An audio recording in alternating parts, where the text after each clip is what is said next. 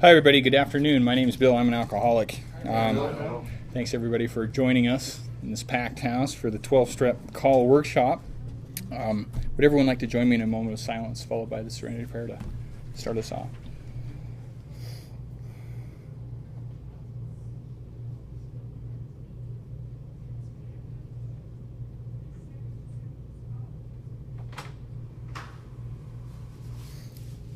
God, grant me the serenity to accept the things I cannot change, courage to change the things I can, and wisdom to know the difference. Okay, this is from the bylaws of the AA Central Office of Salt Lake City. Our statement of purpose: the purpose of the Central Office is to provide the basic services listed, to include but not limited to carry the AA message and help those individuals who suffer from alcoholism, to maintain a 24-hour 12-step phone service, to answer phone inquiries as needed, to compile, update, and print meeting lists, to maintain AA-approved literature for sale to members and the public, and to print and distribute a newsletter. Specifically excluded shall be the operation of any club, clubhouse, or drying out place, and acts in the violation of the 12 traditions of AA. And in 1951, Bill W. wrote, "Our 12-step, carrying the message, is the basic service that the AA Fellowship gives. This is our principal aim and the main reason for our existence. Therefore, AA is more than a set of principles. It is a society for alcoholics in action. We must carry the message, else we ourselves can wither, and those who haven't been given the truth may die." From the AA Service Manual. Okay, and our purpose this afternoon, there's actually a couple of goals. We talked about the Central Office Board. We wanted to put together a workshop. And there were a couple of goals that came to mind. We want to give everyone that has not had the experience a good image of what the after-hour phones commitment looks like.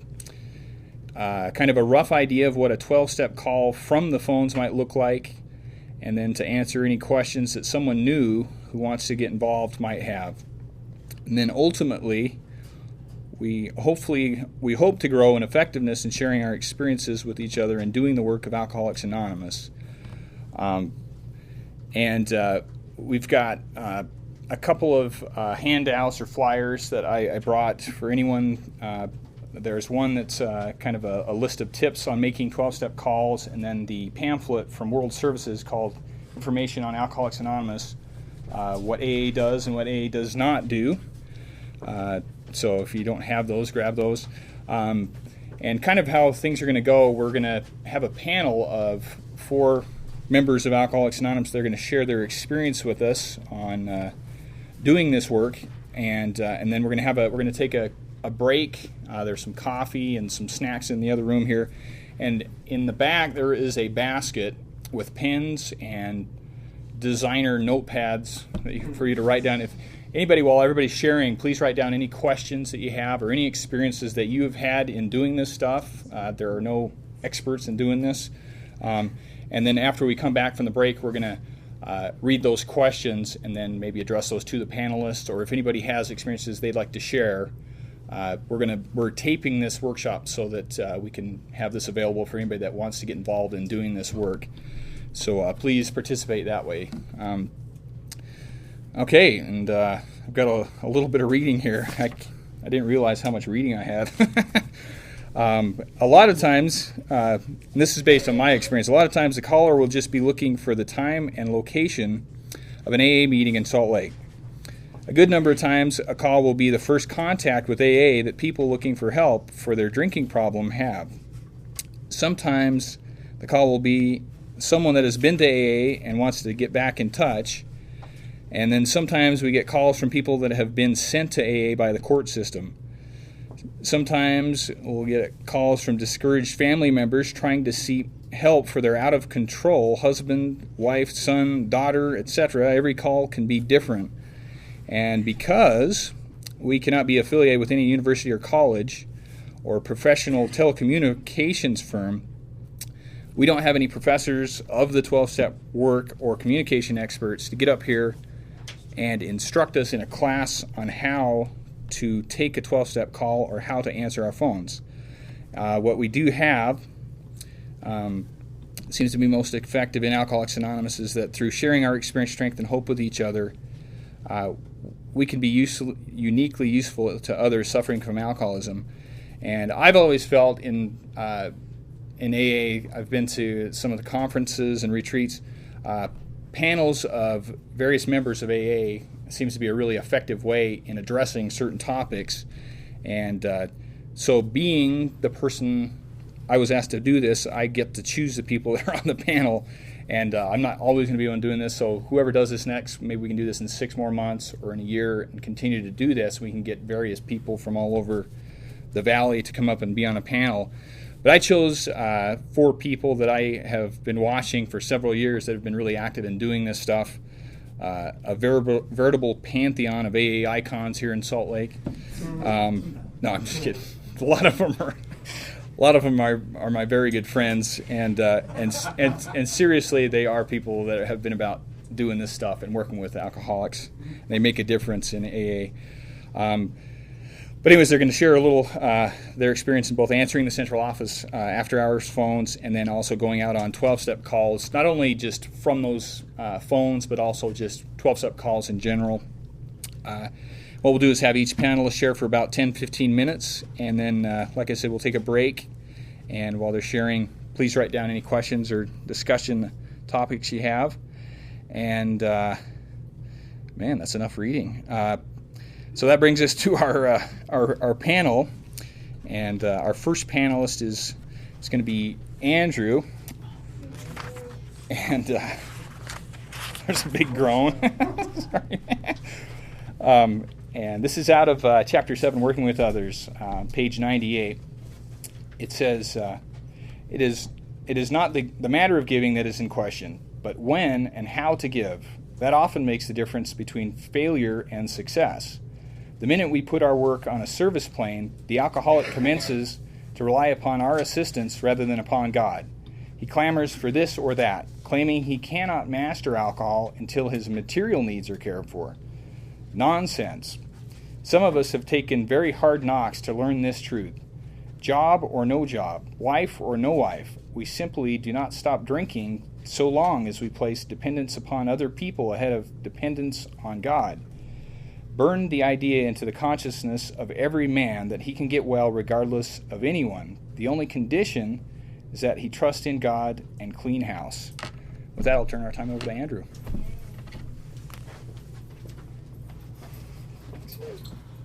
Man, threw me under the bus. I was sitting back there thinking someone must know they're going first. And it's not me. My name's Andrew. I'm an alcoholic. It's good to be here today. It's good to be sober. And, I guess the reason I'm here is to share my experience with answering the AA hotline, forwarding the calls from central office after hours, my experience with that and my experience with actually going on 12-step calls. And I have had a lot of experience. I've probably had a lot more experience with the phones than actual 12-step calls. I have volunteered to answer that hotline pretty regularly for a lot of years now, and I've made some mistakes, and maybe I didn't really know what I was going to talk about when I came here today, and didn't brainstorm too hard my experience like maybe I should have, but I think I've definitely been helpful taking that hotline, and I think I've made some mistakes taking that hotline. And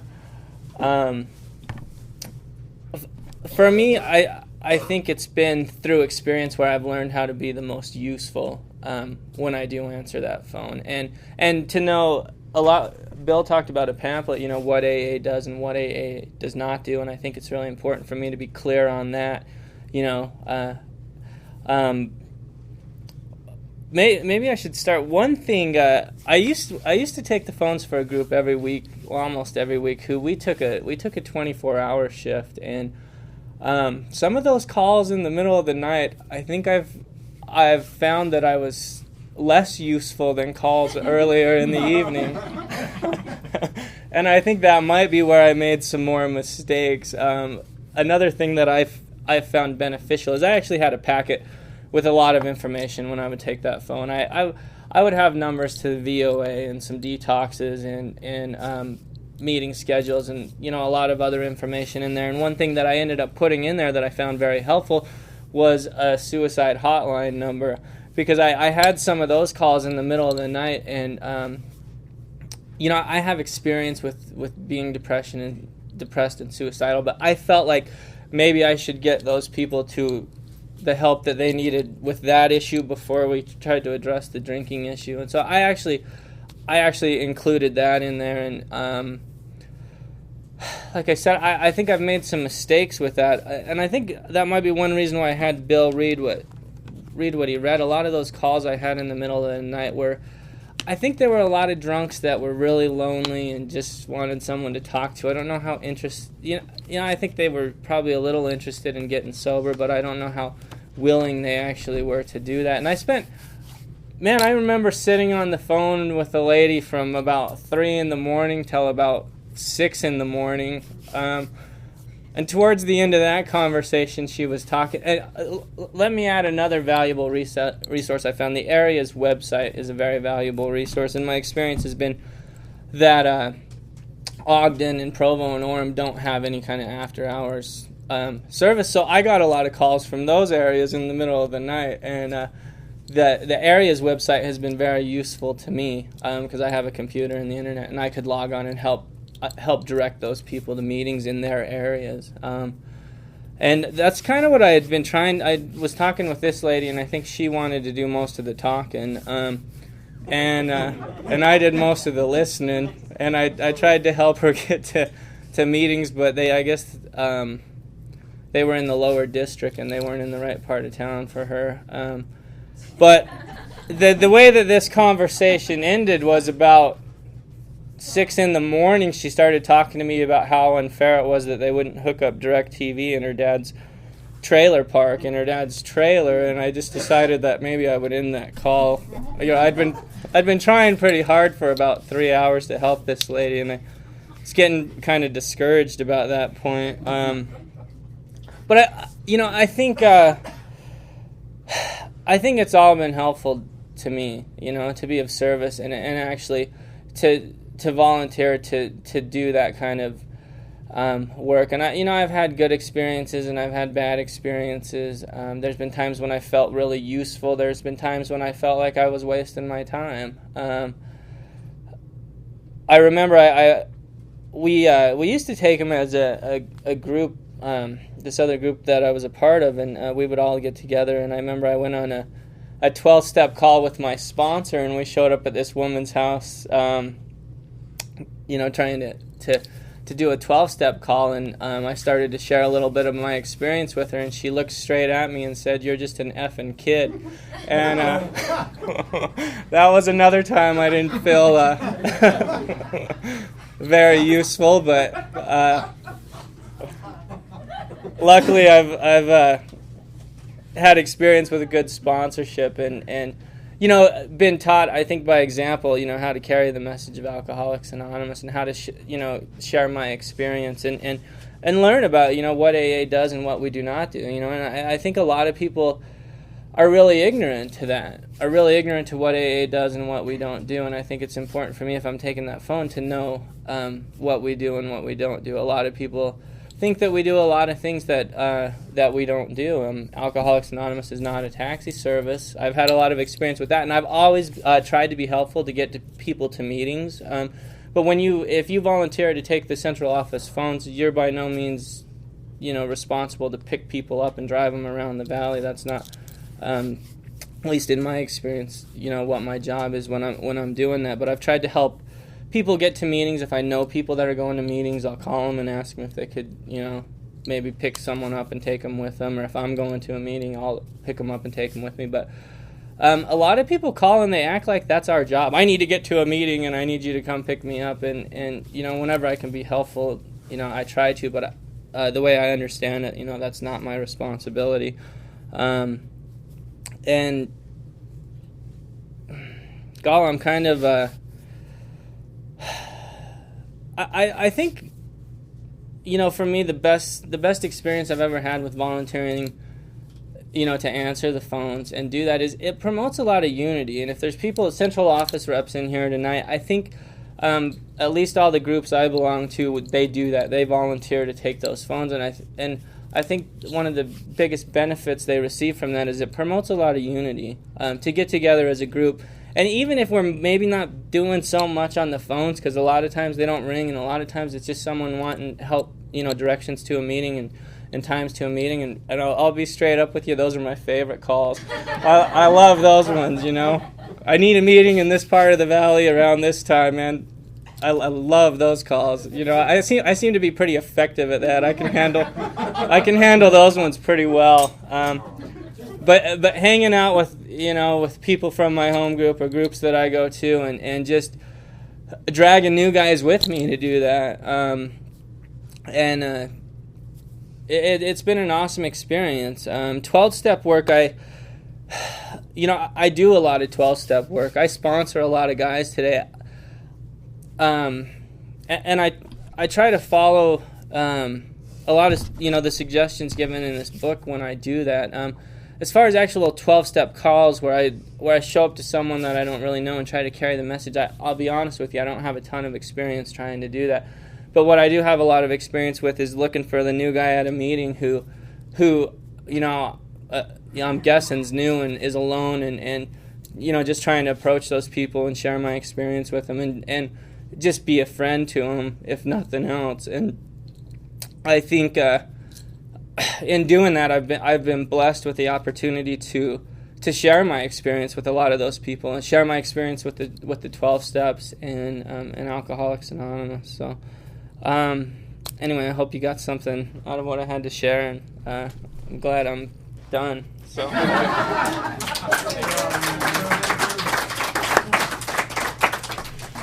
thanks, Andrew. Okay, our next speaker is going to be Kimmy, and this is the very first page of Chapter 7, Working with Others. And it says, practical experience shows that nothing will so much ensure immunity from drinking as intensive work with other alcoholics. It works when other activities fail. This is our 12th suggestion. Carry this message to other alcoholics. You can help when no one else can. You can secure their confidence when others fail. Remember, they are very ill. Life will take on new meaning. To watch people recover, to see them help others, to watch loneliness vanish, to see a fellowship grow up about you, to have a host of friends. This is an experience you must not miss. We know you will not want to miss it. Frequent contact with newcomers and with each other is the bright spot of our lives. And then it says, perhaps you are not acquainted with any drinkers who want to recover. You can easily find some by asking a few doctors, ministers, priests, or hospitals. They will be only too glad to assist you. Don't start out as an evangelist or reformer. Unfortunately, a lot of prejudice exists. You will be handicapped if you arouse it.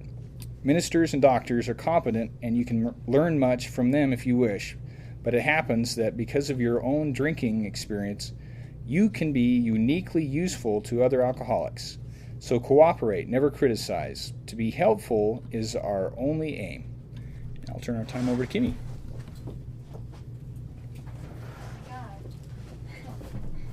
Thanks, Bill. I'm Kimmy. I'm an alcoholic. My sobriety date September 8th, 1999, and my home group's Way Out. I love this part of the book. You can secure their confidence when others fail. Because my experience with Alcoholics Anonymous and answering central office phones and 12-step calling is, I remember when I was 17 years old, my second drunk was my first 12-step call. My mother 12-stepped me and took me to my first treatment center. And she's not even one of us. But my grandfather was, so she knew what to do and where to take me. And it scared her to death. So that was my first experience being 12-stepped myself.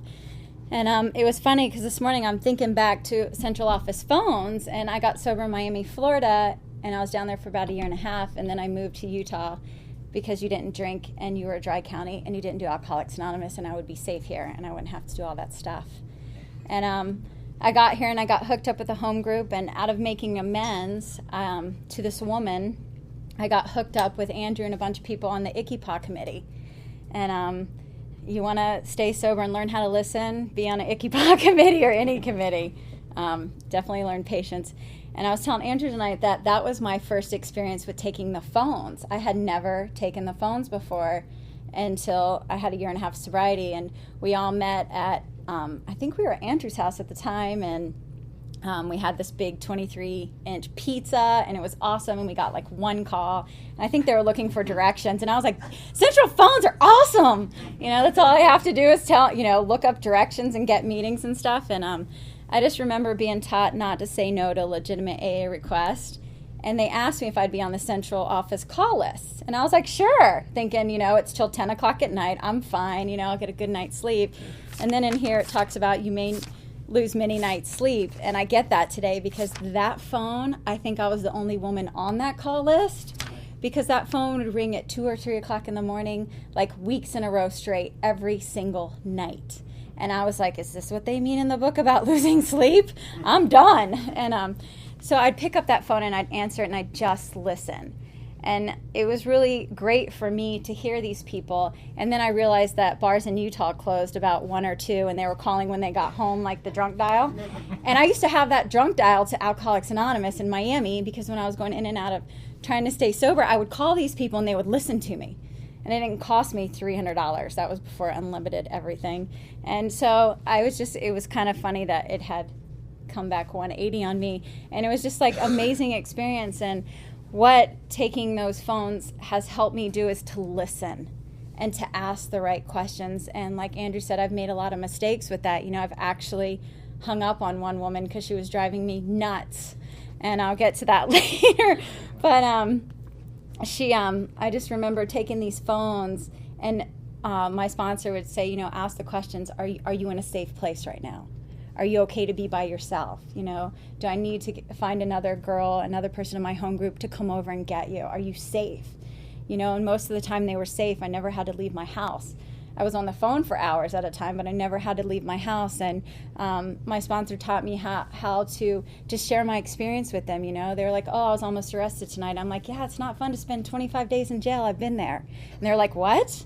So it was just nice to kind of, whatever they said, to kind of relate to them and just listen, and ask them if they were ready to do something different. And it's funny because similar to what Andrew would say, and I'd be like, oh, there's a meeting tomorrow morning at 6:30 at Honey's Breakfast. You want to go? I'll meet you there. Oh, no, that's too early. Oh, there's one at noon. Oh, there's one at no, I can't do it tomorrow. Maybe the next day. And it was just kind of funny, but little did they know they were definitely helping me stay sober. And then I just, probably one of the funniest calls I've ever received was, I had about 4 years of sobriety, and I picked up the phone. It was like 2 or 3 in the morning, and thank God I live with another alcoholic. He's like, who keeps calling you? And I picked up this phone, and this woman was going on and this and that and complaining, and started asking me questions, how long do you have in recovery? I'm like, oh, I'm 4 years, and I was all excited, and she was like, I have 15 years. How many women do you sponsor? She started like drilling me about Alcoholics Anonymous. And she's like, I have 15 years in the program. And I don't know if this is right or not, but out of my mouth comes, why don't you call your sponsor?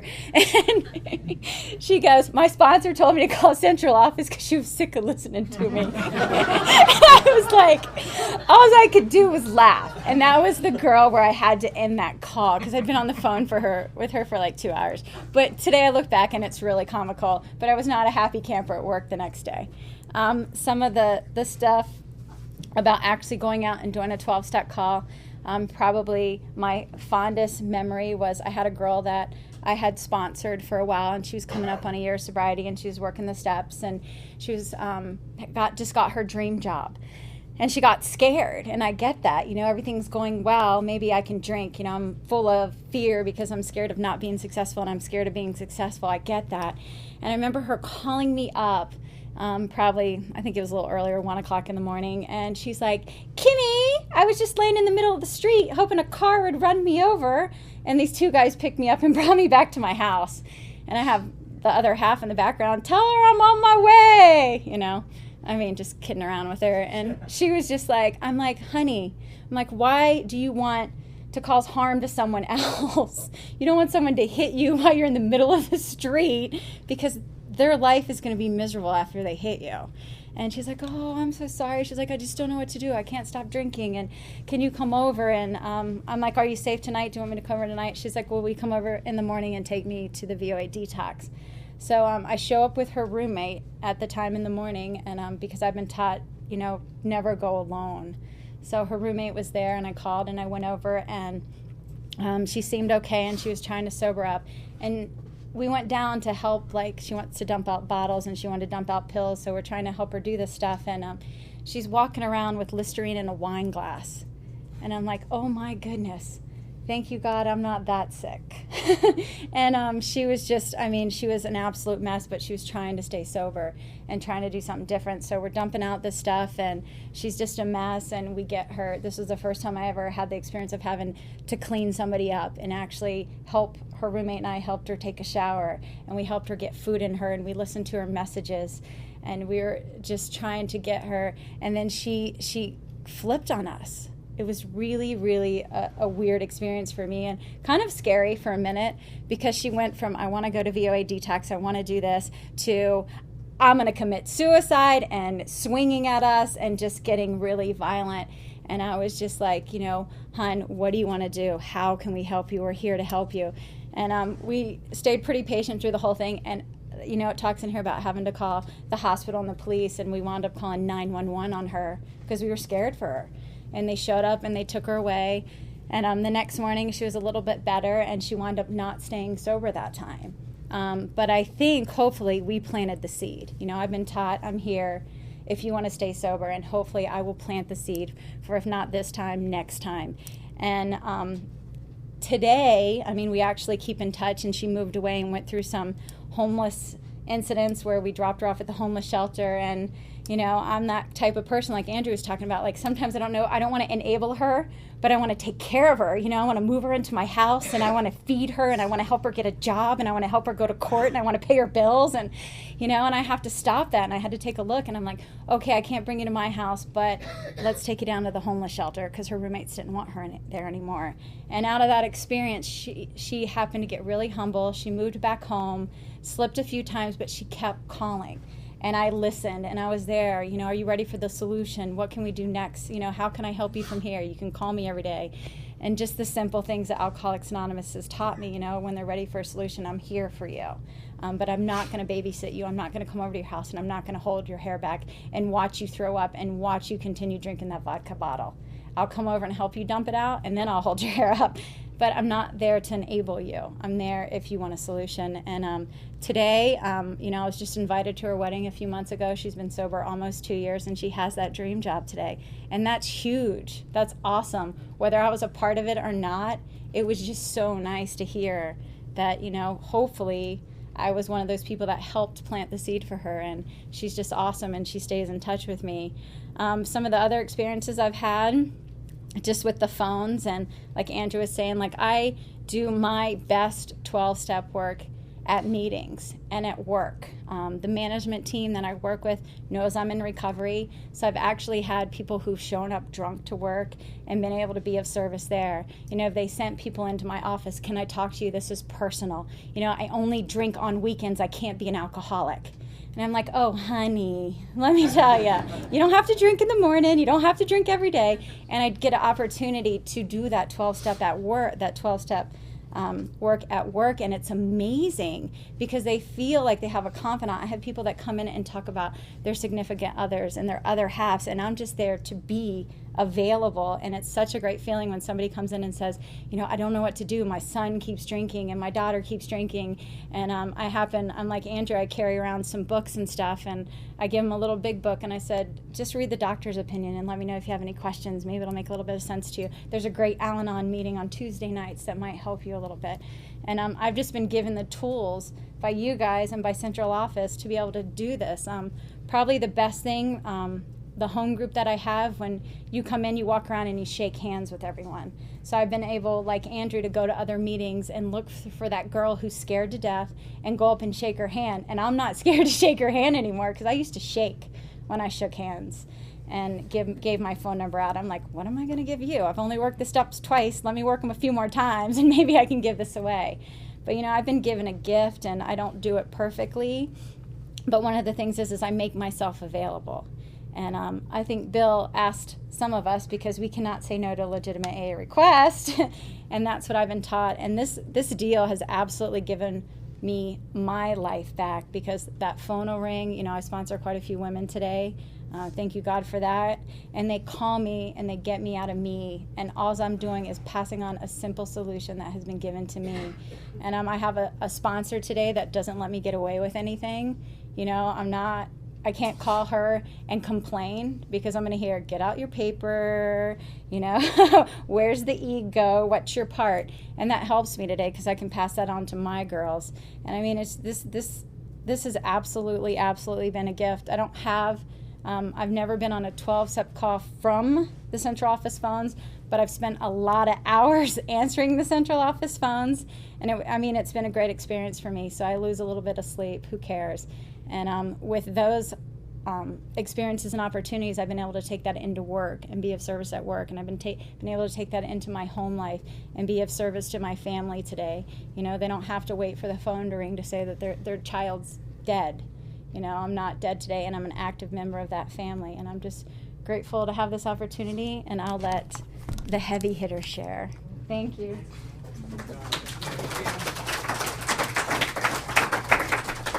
Thanks, Kimmy. Okay, our next panelist will be Troy, and he asked me to read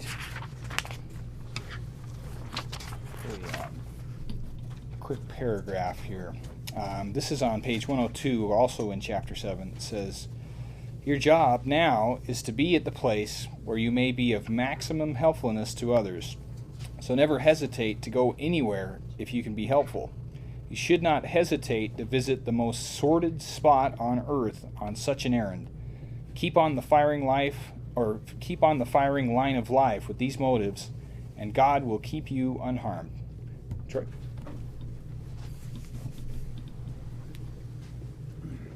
Troy's an alcoholic. Hey, Troy. How's it going? I'm a product of a call to central office. On June 29th of 99, I was kind of at the end of a pretty good run, and living in the maintenance shed of a golf course. Just got out of a federal halfway house and coming off a run, and my dad had always been my trump card. So I did what I always did.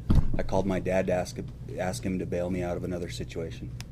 Called up and said, I need to get into detox, I need to get into treatment, I just need to do something about my drinking again.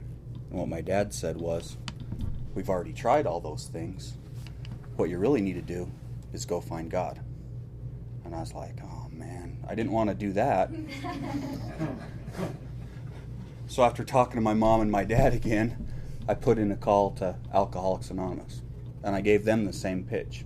I gave them the pitch, man, I need to get into detox. I need to get into treatment. I just need to do something about my drinking. And the voice on the other end of that line said, is this Troy? It ended up being a guy that sponsored me about 6 months earlier. And with a home group that answered central office phones every Tuesday night for years. It's my first experience with the central office phones. What he said was, get up here, we're answering the phones, we'll decide if you need detox, we'll decide if you need treatment. It was a group that did not read point number 3 on your handout there, the old maintain anonymity, because I don't think rolling up to someone's house does that. But hey, it worked here. It worked here so far. And so I go up there and got together with a group that was answering phones for central office. And I was greeted at the door by another member of Alcoholics Anonymous who said, what are you doing here? And I said, I'm just trying to stay sober tonight. And he said, welcome in. Come on in. That's all we're trying to do too. And that's been the deal. I don't get anything out of this deal except for staying sober. I don't chalk up points in heaven or anything else. I just get to stay sober for one more day. Andrew was talking a little bit about suicide calls. It was about, I'm trying to put a timeline to this. I know it was over a month after that, but not much more than that, because I had moved out of the maintenance shed of the golf course. I know that much. And we were answering central office phones, and it was Bill, and it was another guy. It was the guy that answered the phone the first night, and there was one other person there. And one of them was on the phone. I won't tip off who it was, but they were on the phone, and he starts motioning me over. He goes, "Troy, take this call. The guy's really drunk. He won't even know we switched who answered the phone. I gotta go get the pizza." So I get on the phone, and he was right. The caller didn't know we had switched, for one thing, but I'm in the middle of a suicide call, okay? At about a month of sobriety, I'm in the middle of a suicide call. It was a guy who was saying, "Oh, I'm taking another pill. It's time for me." Now, there's nothing left to do in this situation. I didn't have a packet next to me. I didn't have anything else except experience, strength, and hope. So what I said was, "You're taking pills? You don't want to do that. I just tried that a month ago, and it was a horrible, horrible result." What you might want to do, if you're really going to go through with that, is call the suicide hotline. But tell you what, I'm going to be at a meeting tomorrow night. I'm going to be at this place in this location. If you have time to do that, that's where I'm going to be. That's the end of. We talk a lot about those overnight phone calls, and I'm also a member of that group who took an overnight shift about once a week. And I got a lot of calls in the middle of the night. They get a lot more unsympathetic ear than Andrew and Kimmy, who were up here when I get the call at 3 in the morning. Because I have my experience. I have my experience when I was drinking, and I also, at a couple years of sobriety, I had a brother give me a call saying, "Troy, I'm just like you. I'm absolutely just like you." And I spent a couple hours talking to him in the wee hours of the morning. He said, "Can you take me to a meeting of Alcoholics Anonymous tomorrow?" 7 a.m. rolls around and I'm at work, and I give him a call. And I say, "So you ready to hit that meeting tonight?" And he says, "What meeting?" "Oh, yeah, Troy, I did call you last night." "That's right. But you know how it is." And I said, "You know, I do know how it is. I do know how it is." So every call that comes in like that at 3 a.m. from then on out, what I said is my experience. And my experience is, if you drink anything like the way I drank, anything we do right here is just going to be a shadowy recollection in the morning. It says that in the big book. Don't deal with him when he's very drunk. Okay? It's just going to be a shadowy recollection in the morning. Here's what I am going to do. I'm going to give you my phone number. I want you to write it down and repeat it to me, so I know you got it. And then give me a call back tomorrow. That's what I do from then on out. There's been crazy, crazy phone calls on that overnight shift. There was one, I only spent about 10 minutes on it, but it was a dispute in a nursing home. The only people that could get to answer the phone was Alcoholics Anonymous. I'm on the phone for 10 minutes, and then I think, what came out of my mouth was, "I'm having a hard time seeing what this has to do with alcoholism, so I'm going to let you all go." There's some crazy calls that come in on that overnight shift. It's an absolutely wonderful deal. I've got to go on dozens and dozens of 12-step calls. I can remember one, it was probably in my first year or two of sobriety, and I was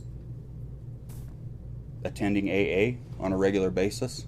I was also working 2 jobs and going to school at the same time. So I can't remember if it was after a school shift or after my second work shift of the day. I go by the house where everyone's answering phones. And I'm driving just a perfect car for 12-step work at that time. It was a forest green and rust-colored 1980s Bronco, I believe. And I roll up to this house, and I didn't even get inside before someone else was thrown in that car. And I was told, "Troy, you're going on a 12-step call. It's right here. Here's the address. Here's the guy that's going to go with you." And off we went. Okay, I got to basically it was one of those old hooker motels down on State Street, and we knocked on the door. The door opens, and we asked the guy inside, "So you want to quit drinking then?" And he goes, "Well, I don't know." Now, ordinarily, that would be the end of a 12-step call for me. But the guy I was with was still in that reformer and evangelistic stage. And thank God he was, because we got in there and this guy's trying to talk that guy into going into treatment and all these other options, and the workbook was coming out, numbers were being laid on him, and I got to smell one of those old motel rooms full of spilled beer, full of piss in chlorinated sheets. And I got to spend some time going into motel rooms like that and waking up in the morning with those smells and just absolute disgust of myself. And I got to look at that and think, you know, this guy's me. This guy's absolutely me. Did that guy ever get sober? Absolutely not. But it was a real gift for myself. I'm a member of a different fellowship. We had a meeting this morning. It's a bunch of goofballs who attach sails to surfboards, and we try to scoot across Utah lakes and pretend we're out on the ocean. And a couple of years ago, one of the other members of that fellowship came up to me and he said, "Troy, we really need your help for Rookie Day this year." And I said, "Rookie Day?" And he says, "Yeah, it's the one day a year these were the exact words that came out of his mouth. It's the one day a year we give to the new guy. And then our conscience is clear for the whole year." And I thought, wouldn't that be nice? But the truth is, further on in the old chapter, Working with Others, it says a kindly act once in a while isn't enough. You have to act the Good Samaritan every day. If need be, it may be mean the loss of many nights' sleep, great interference with your pleasures, interruptions to your business. It may mean sharing your money, your home, counseling frantic wives and relatives, innumerable trips to police courts, sanitariums, hospitals, jails, and asylums. Your telephone may jangle at any time of the day or night. Your wife may sometimes say she is neglected. A drunk may smash the furniture in your home or burn a mattress. It goes on, it goes on, it goes on. And why do we do this? Why do I do this? In the words of Dr. Bob Smith, 1, sense of duty. 2, because it's a pleasure. Somehow the smell of piss mixed with chlorine and spilled beer it lights my fire. It just does. Because in doing so, I'm paying my debt to the man who took time to pass it on to me. And because every time I do it, I take out a little more insurance for myself against a possible slip. Thank you all for answering the phones when I called in, and thanks for my life.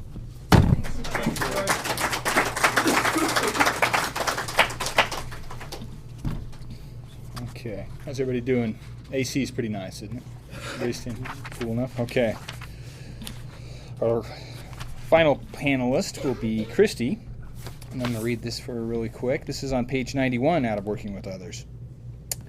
It says, see your man alone if possible. At first, engage in general conversation. After a while, turn the talk to some phase of drinking. Tell him enough about your drinking habits, symptoms, and experiences to encourage him to speak of himself. If he wishes to talk, let him do so. You will thus get a better idea of how you ought to proceed. If he is not communicative, give him a sketch of your drinking career up to the time you quit. But say nothing for the moment of how that was accomplished. If he is in a serious mood, dwell on the troubles liquor has caused you, being careful not to moralize or lecture. If his mood is light, tell him humorous stories of your escapades. Get him to tell some of his. I'll turn the time over to Christy.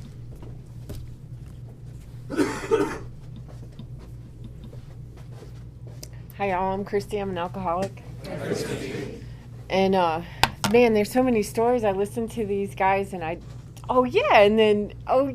then I have all these stories in my head. Central office has been a big part of my sobriety. And it was this central office. I was still drinking. I was a drunk. And my mom lived here, and she was sober, and she knew some of y'all because she was sober. And I had visited her a couple of times, and I had met her. I met y'all, some of y'all, and knew you by your first names and not by your last. And what happened was she had gone out of the country. She and my stepfather had gone to Chile or something, and my brother got in this horrible accident. He fell from a tall building and landed on his head. My poor mother. He likes some substances as well as I did, and she was out of the country, so I find out he's in horrible condition. He's split open his head. I go to Atlanta. I'm there in the best shape I can possibly be. You know, I'm a drunk. I'm here to help, you know, and my brother's out cold now, you know. I mean, he's got some serious things wrong with him, and the guy's, my brother's boss, was at the hospital a lot, I think, because he was concerned and about what was going on with Ricky. And I would go to the hospital every day and sit there all day long, and the doctors would come and tell me how bad Ricky was, and I'd be like, I know. And then the guy would say, well, I'll take you out. The boss would say, I'll take you out to dinner, and I'd say, and I'll have a couple beers, you know. And then I would get drunk at night and then go back to the hospital and stay at the hospital all day. And this doctor kept coming out and telling me, your brother's in really bad shape. And I'm like, I know, he doesn't look good. And he said, have you had any luck getting in touch with your mother? I said, oh no, she'll surface. You know, I've got this whole casual attitude about the whole thing, you know. Oh no, she'll surface, she's out of the country, and she'll come back and she'll call me, it'll be okay. And the doctor finally looks at me in my eyes and he says, no, I don't think you understand. Your brother might not make it, and you need to find your mother now. It's like, really? You know, like, reality was not a good thing for me at the end of my drinking, you know. And so I started thinking, well, how am I going to find her? You know, I don't know any of those people's last names, you know, but I knew that she was involved in Alcoholics Anonymous. I knew she had a lot of friends, because every time I came to visit her, I met y'all, and then y'all took me to meetings, and it was all very boring to me, and I thought that y'all were all pretty freaky. And so the only thing I knew to do, I get back to the hotel room, and I pick up the phone, and I call central office. You know, I call, and I get Ron on the phone from central office, and I say, I won't be able to look at Ron because then I'll cry. So hide your face, Ron. No. So I call, and Ron answers the phone, and I go, look, my name's Christy, and my mother's a sober alcoholic in Salt Lake, and I know you can't tell me you know her because of the whole anonymous thing, but her name is Betty Halverson, and she's got some friends. I know one's name is Meg, and there's a Bill, and there was a Denise. I had met a couple of times these people, you know, when I came to town. And he did not let on that he knew any of those people. You know, he kept it all anonymous, and he was very supportive to me, although I was pretty pissy on the phone. You know, I was not a nice person. And within an hour, there was a member of Alcoholics Anonymous that called me at the hospital, you know, I mean at the hotel where I was staying, and said, what's going on, what's wrong? And so I told her, this woman called me every hour after that. And then they went and broke into my mom's house, and they tried to track her down in Chile and did all that stuff. And, you know, the whole point is that I watched the unity that Alcoholics Anonymous had prior to my coming into Alcoholics Anonymous. When it was my time to come into Alcoholics Anonymous, I knew where to go. You know, I feel like, I don't know what's wrong with my throat. I knew where to go when I came here, and that provided a wonderful service. But Central Office, throughout my sobriety, has played that kind of part in my sobriety. I was about 3 years sober when I moved here, and I was looking around for meetings and looking around for ways to get connected, you know, in Alcoholics Anonymous. And it was before having the phones was a regular thing. So our home group, I'm going to grab that thing so I don't feel like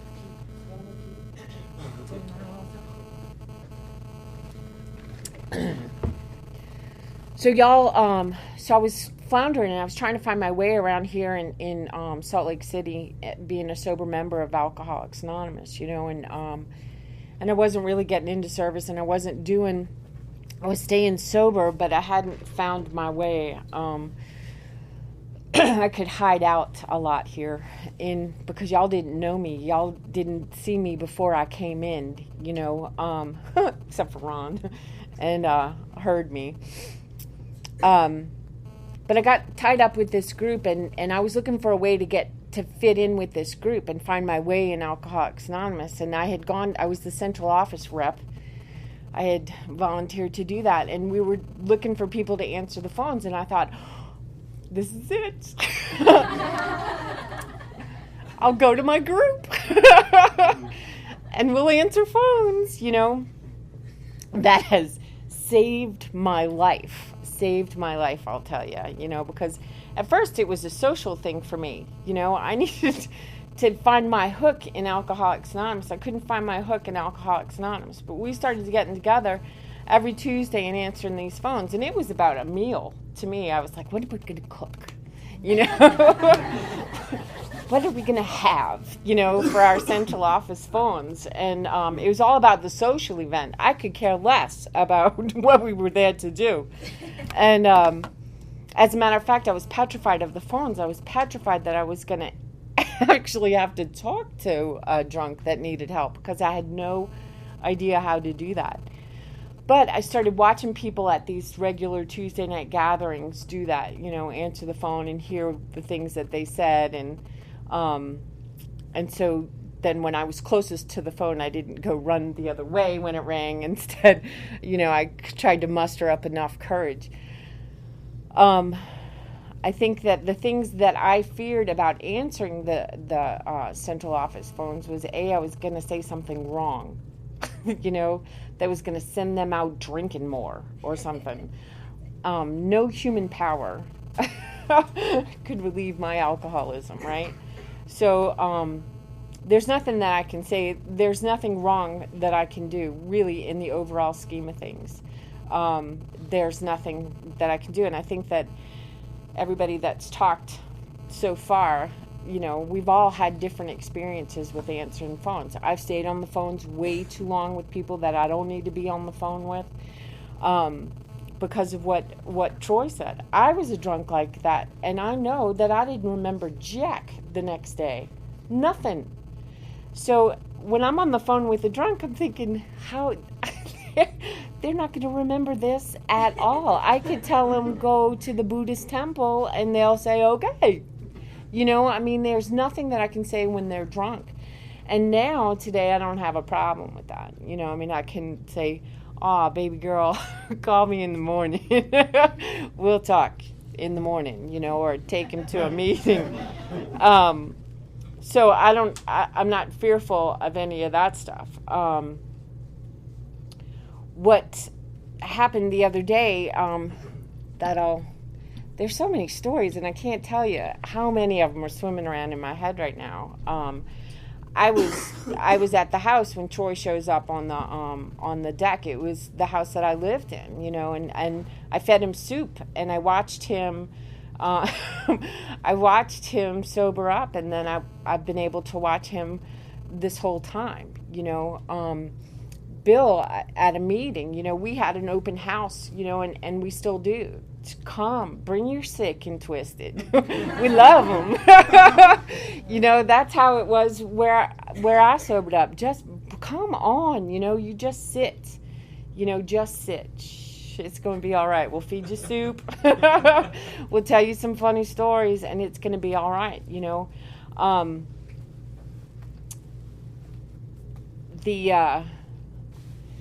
So our group had the phones at the park the other day, kind of full circle deal.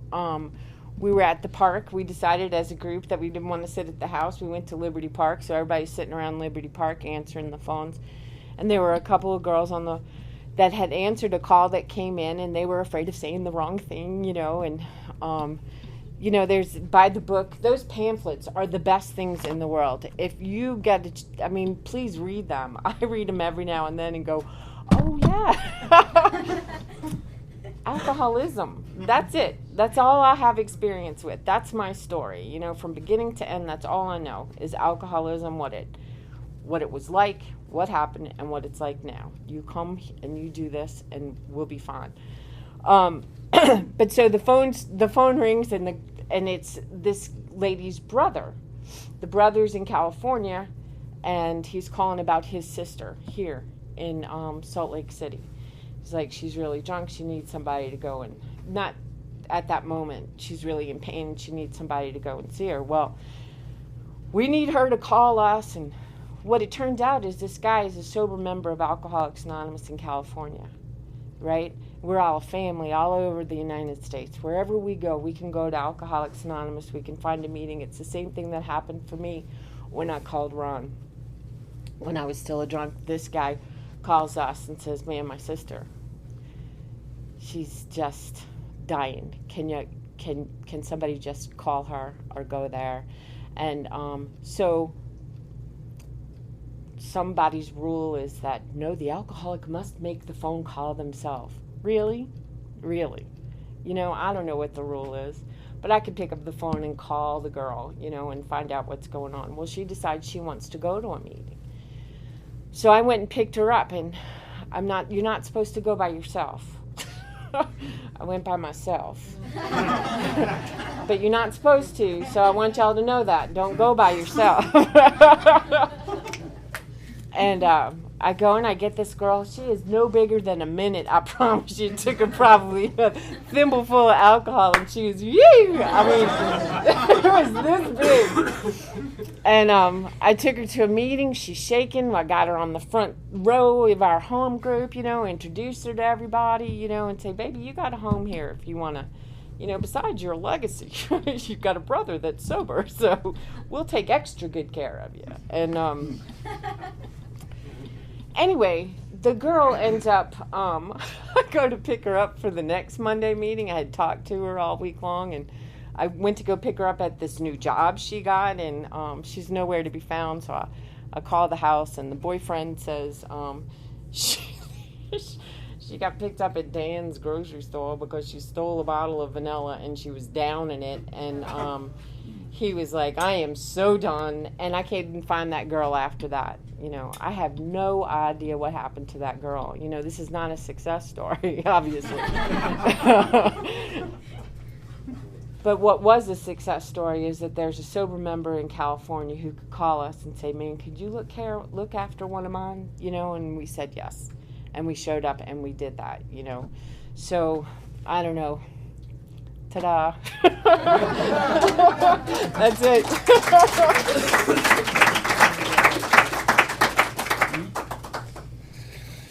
Okay, it is. Yeah, it's on the hour. Thanks, Christy, Troy, Andrew, and Kimmy for coming and spending your time with us. We're going to take a quick 10-minute break and just stretch our legs. There's some snacks and some coffee in this room. Please be careful with your coffee.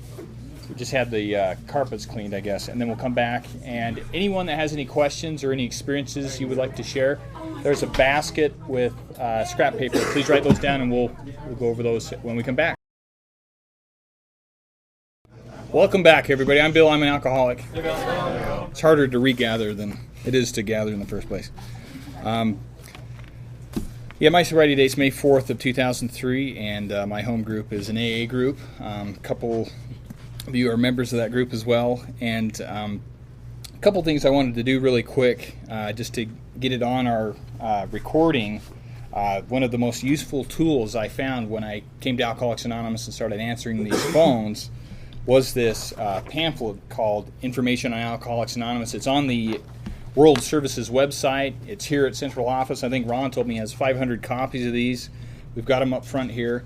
When I would answer the phones, and some of our panelists were talking about not knowing what to say or what to do, I would just basically stand with the phone in my hand and I would read right off of this pamphlet. And I got to the point where I almost memorized a lot of the stuff. And it's funny, I used that just kind of as my little outline before I had any personal experience.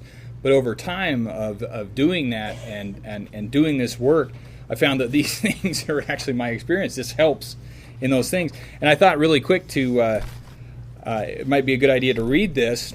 There are two sections on this flyer, and it says there's a section that says, what does AA do? And then it says, what AA does not do. And I'm just going to read that really quick. And if any of you would like this, again, we've got copies up here. Under the topic, what does AA do? 1, AA members share their experience with anyone seeking help with a drinking problem. They give person-to-person service or sponsorship to the alcoholic coming to AA from any source. 2, the AA program set forth in our 12 steps offers the alcoholic a way to develop a satisfying life without alcohol. And then 3, this program is discussed at AA group meetings. And I'm going to skip down. What AA does not do. AA does not, 1, furnish initial motivation for alcoholics to recover. 2, solicit members. 3, engage in or sponsor research. 4, keep attendance records or case histories. That was very valuable. A lot of calls for attendance records. 5, join councils of social agencies. 6, follow up or try to control its members. That's a good one. 7, make medical or psychological diagnoses or prognoses. 8, provide drying out or nursing services, hospitalization, drugs, or any medical or psychiatric treatment. 9, offer religious services. 10, engage in education about alcohol.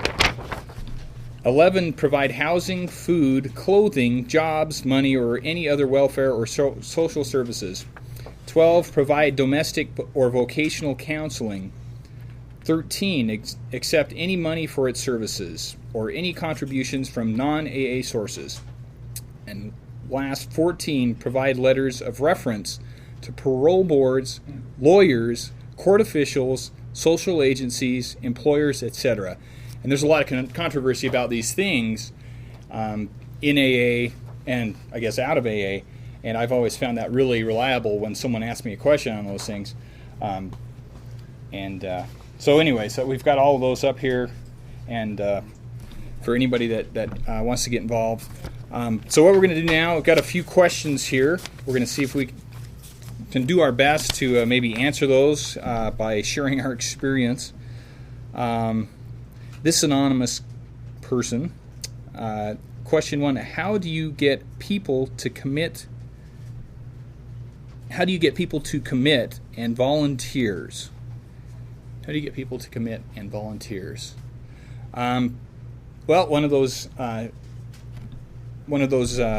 items on that group, we do not solicit our members, AA members, and how we get people to volunteer, as far as I can see, is through desperation. I mean, when I rolled up when I came to Alcoholics Anonymous, I really didn't know what was going on. All I knew is that I could not live that way and I couldn't drink.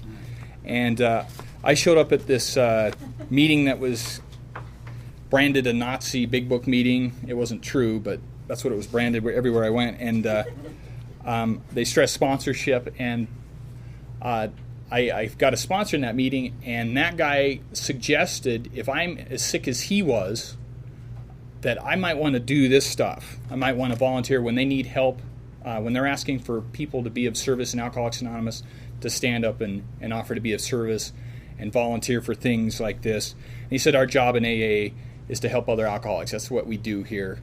And that's, as far as I know, I mean, everybody's heard of the AA Railroad, and like I went around and I asked these 4 guys or these 4 people to be our panelists, and like Kimmy said, I know they couldn't say no. So I know there's good sponsorship is existing in their lives. Does anyone else want to address that question? Joe? I am Joe. I'm an alcoholic. Hi, Joe. I got into service work because I had a sponsor who helped me see what the people in AA do for each other. We help keep each other sober by one alcoholic talking to another. And if service work is some way to do that, if that is a way of giving back, if that's a way of doing it, then that's why I volunteer. And it's because I want to be a part of something that's a lot bigger than me. And I want to give back to the community that gave me the gift of sobriety. So so freely. That's why I do service work. And nobody can guilt me into volunteering. I mean, if they do, I won't do it because I'm stubborn that way.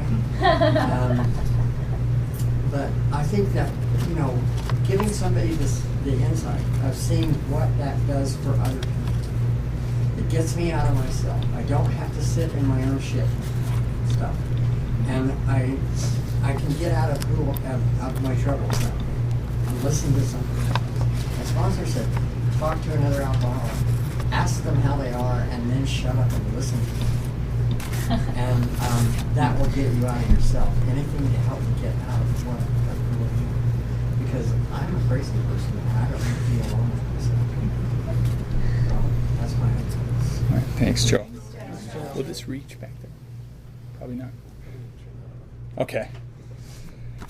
Next question. Anybody that would like to share? I'd like to ask if you'd come up and share, just so we can get it on tape. Here's another question. This is a good one. What do you say when they ask for a ride? This is what I do. I'm not an expert.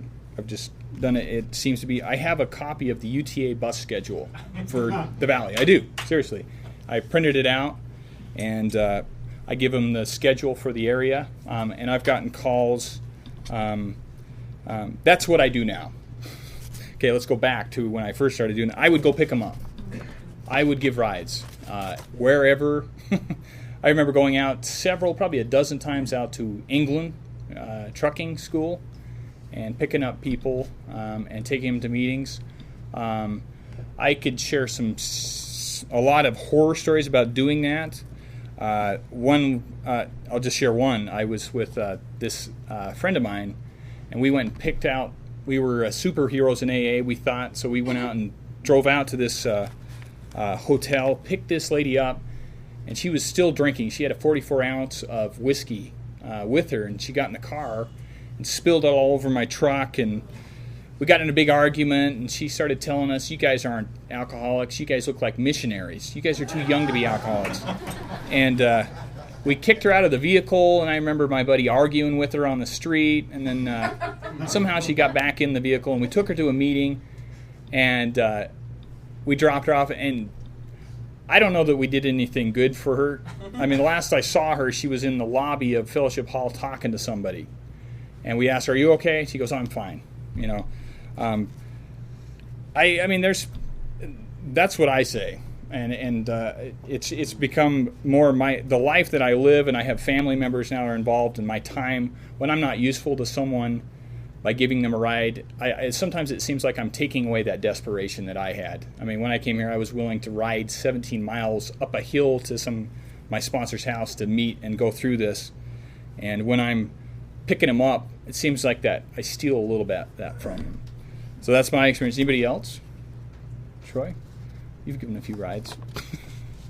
Would you like to address that question a little bit? I'll just I still give rides. Okay. Anybody else? There's a couple of new guys or guys in our home group that pick up guys regularly for our home group meetings. We go out and pick up people that want to go to the meeting. And it's I would rather be I think Joe was talking about, I would rather be with someone else than myself alone. Crazy. So, here's another question. What's the difference between 12-stepping and giving someone a ride to a meeting?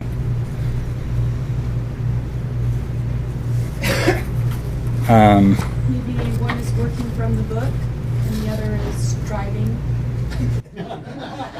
I think...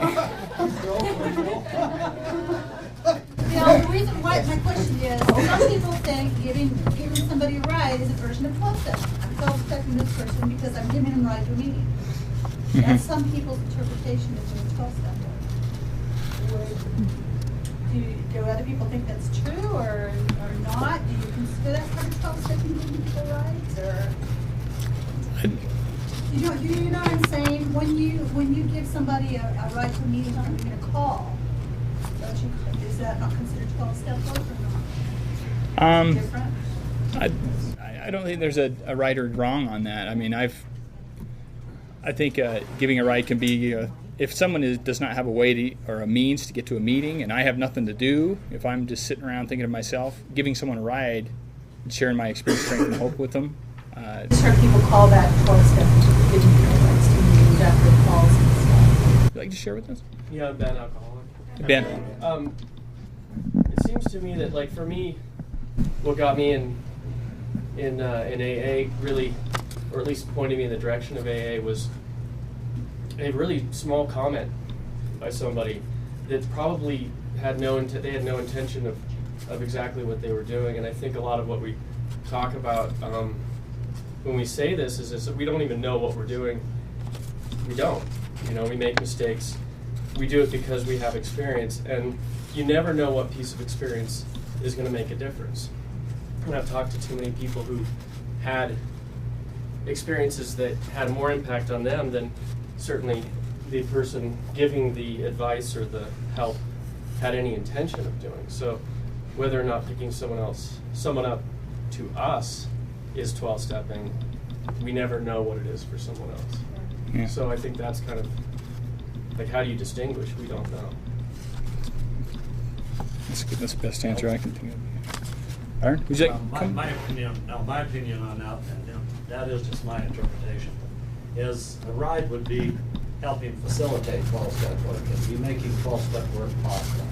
Just like setting up coffee or pamphlets or whatever at a meeting, chairs, we're making good 12-step work possible. But I think if we look at the letter of the 12th step, where it says, having had a spiritual awakening as a result of these steps, we try to carry this message to others, which is our 12th step. At least from my era coming into AA, that's the way we look at it. And what is this message we carry to others? The message is that I have had personal awakening, personal change in my characteristics sufficient to recover from alcoholism. So I've had that change as the result of the steps. What steps? The ones that just preceded it.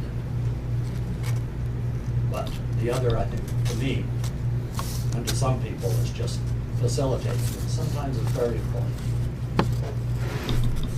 This is important. This is facilitating 12-step work. Yeah. So that it is not 12-step work. Thanks, Byron. Okay. Anybody else like to address that question? Okay. Move on to the next one here, son. Where can I get a list of places to call when a drunk wants to get into detox immediately?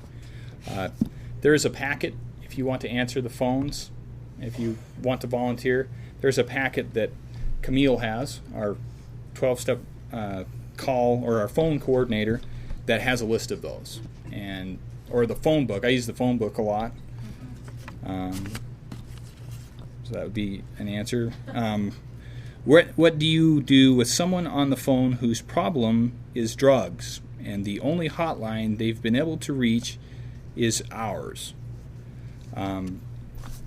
My experience has been, I know people that go to different fellowships and are active in other fellowships, so I refer them to those people. I give them those numbers. But I try to educate them that there are different fellowships. Alcoholics Anonymous is for alcoholics. These other for addicts or Al-Anon or whatever. We try to work together with those fellowships, but it's not all the same disease. That's my experience. Anybody else that has had experience answering the phones? Maybe Ron, would you like to share on that? I'll bet you've had a lot of calls on that. Yes. We do have put out in the packet, like the telephone answering packet, there's a referral thing. And we try and list all of the organizations like NA, Cocaine Anonymous, etc., that have a phone number. The other thing is, like, I know there are organizations like CMA, Crystal Meth Anonymous, that don't have a phone. But I know there are meetings over at Fellowship Hall. And so I give them Fellowship Hall's phone number and stuff so that they got a connection. Or at least know where some meetings are. And I also do the thing where, like NA, CA, etc., all of those are recordings, and I tell them, you know, through recordings kind of thing. But you can find out that there's a meeting, so you don't have to do it on your own. Yeah, And while I got the floor, the thing on rides, we get a lot of calls from people that want a taxi service. Can I have a ride? And I need to pick up my laundry, that kind of thing. And we also get calls from out-of-town people that need a friendly face, or on 12-step calls. Sometimes that first meeting is extremely scary.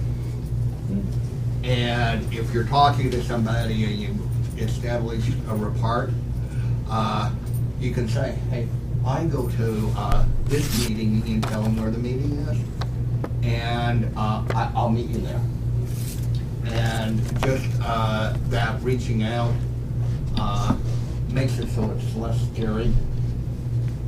The other thing is, if I get an out-of-town visitor and stuff, I tell them, if you make it to a meeting and you say, hey, I'm Joe Blow from Denver, and I need a ride back to the hotel, it's like you can almost always get a ride back, but that initial ride of getting there,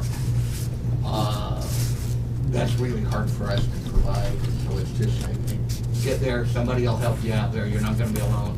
But, you know, somebody, if you can do it by bus or taxi cab or whatever, if you get someplace, then you're going to be okay. All right, thanks, Ron. I would also suggest going to an open meeting. You know, if you know, Alcoholics Anonymous is much more available than meetings, at least as far as my knowledge. And, but going to an open meeting is appropriate. Okay, I'm gonna one last question. This is pretty easy. Or this question says, "What was your worst experience answering the phones?" I guess I'll just answer that. My worst experience, I was about 90 days sober, and our group was answering the phones, and I thought I'd take this one on my own, and I went over to this guy's place. He lived about 5 blocks away from Fellowship Hall. The guy was a Vietnam veteran, and I don't know what I was doing there. I talked to the guy, and he was drunk. I mean, he was slammed, and I just remember getting him into the car, and he wanted to arm wrestle me, and I said, well, let's wait until we get to Fellowship Hall. And I took him to Fellowship Hall. I ended up arm wrestling the guy, and then the guy. Well, there was a few arm wrestling matches during the meeting. That's all I want to say. And the guy ended up insulting my manhood when we were there at Fellowship Hall for about 4 hours, I think. And when I dropped him off, he asked me if I wanted to come in and have a drink. That was my worst experience answering the phones. You want to share yours, Andrew? I'm the one who asked that question. You wanted to see if yours was worse than. We're out of time. I'm just going to share really quick. I've had the opportunity in answering the phones with our home group. It was the 10-step group, now an AA group, and I know there's a bunch of groups that are now volunteering answering these phones. I went on 3 12-step calls to the hospital, St. Mark's Hospital. They had a nursing staff there that would call in AA, and they have people at the end stages of alcoholism. They're in the bed, and they're dying. Their body is shutting down. Their liver's going out. Their hearts, everything is breaking down, and it's guaranteed they're going to die shortly. So they call AA because they have heard. I can't remember if the lady was one of the nurses was a member of AA or something, or had a relative, but they had heard that 1 in 1,000 or 1 in 1,000,000, there will be a spiritual experience that will come as a result of a couple of people from AA showing up and talking to them. And I had the experience of going to the hospital on 3 different occasions, talking to someone that was in the bed, dying from alcoholism, and in all 3 occasions, the person was telling us, oh, AA, yeah. When they'd come to, consciousness, they would say, I went there once, but, I'm not like you people. I didn't relate to AA, and they're dying from alcoholism. And I guess in closing, that is alcoholism that I have. It tells me I don't have it, and it's going to kill me. These people are, 45, 50 years old, 55, 60 years old. They're dying, they don't recognize their family. But it's still, even on their deathbed, it's saying, you don't have alcoholism, and it's killing us. So anyways, thanks everyone for coming and sharing. Thanks again to our panelists. Thanks you guys for coming down and sharing. It's getting warm in here, and I hope we did something good. Again, this is going to be recorded. Anybody wants a recording, we're going to burn some CDs. I'll make sure we have some for anybody that wants them. I know there are people that are not here that wanted to be here that will get copies. Flyers again up here. If you have any questions that we didn't answer, write them down, and next time we do this workshop, we'll see if we can answer them. And I'm going to read Promise on page 100, which I think we read once already, but I'm going to read it again. Out of Working with Others, it says, both you and the new man must walk day by day in the path of spiritual progress. If you persist, remarkable things will happen. When we look back, we realize that the things which came to us when we put ourselves in God's hands were better than anything we could have planned. Follow the dictates of a higher power, and you will presently live in a new and wonderful world, no matter what your present circumstances. And would everybody like to join me? We'll close in the responsibility statement followed by the Lord's Prayer.